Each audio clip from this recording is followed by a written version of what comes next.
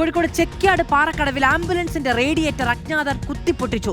തലനാഴിലേക്കാണ് അപകടം ഒഴിവായത്. Over heat ആയതിനെ തുടർന്ന് രോഗിയുമായി പോയ ആംബുലൻസ് തൊട്ടടുത്ത ആശുപത്രിയിൽ നിർത്തി. യൂത്ത് ലീഗ് ചെക്യാട് പഞ്ചായത്ത് കമ്മിറ്റിയുടെ ആംബുലൻസിന്റെ റേഡിയേറ്ററാണ് തകർത്തത്. വളയം പോലീസിൽ പരാതി നൽകി. സിനോജ് തോമസ് വിവരങ്ങളുമായി ചേരുകയാണ്. സിനോജ്, എന്തിന് എന്നതാണ് ചോദ്യം? മാധു, എന്തിനു ചെയ്തു എന്നതിന്റെ ഉത്തരം ലഭിക്കേണ്ടതുണ്ട്. യൂത്ത് ലീഗിന്റെ കമ്മിറ്റി വളയം പോലീസിൽ പരാതി കൊടുത്തിട്ടുണ്ട്. ആരാണ് ചെയ്തതെന്ന കാര്യത്തിൽ വ്യക്തതയില്ല. പാറക്കാട് ടൗണിലാണ് ഈ ആംബുലൻസ് നിർത്തിയിടുന്നത്. കഴിഞ്ഞ വെള്ളിയാഴ്ച ആംബുലൻസ് നിർത്തിയിടുന്നത്. ശനിയാഴ്ച ഒരു രോഗിയുമായി തലശ്ശേരിയിലുള്ള ജനറൽ ആശുപത്രിയിലേക്ക് പോകുന്ന വഴിക്കാണ് ഈ ആംബുലൻസിന്റെ റേഡിയേറ്റർ അമിതമായി ചൂടാകുന്നത് ഡ്രൈവർ മീറ്ററിൽ കാണുന്നത്. അതുകൊണ്ട് മാത്രമാണ് വലിയ അപകടം ഒഴിവായത്.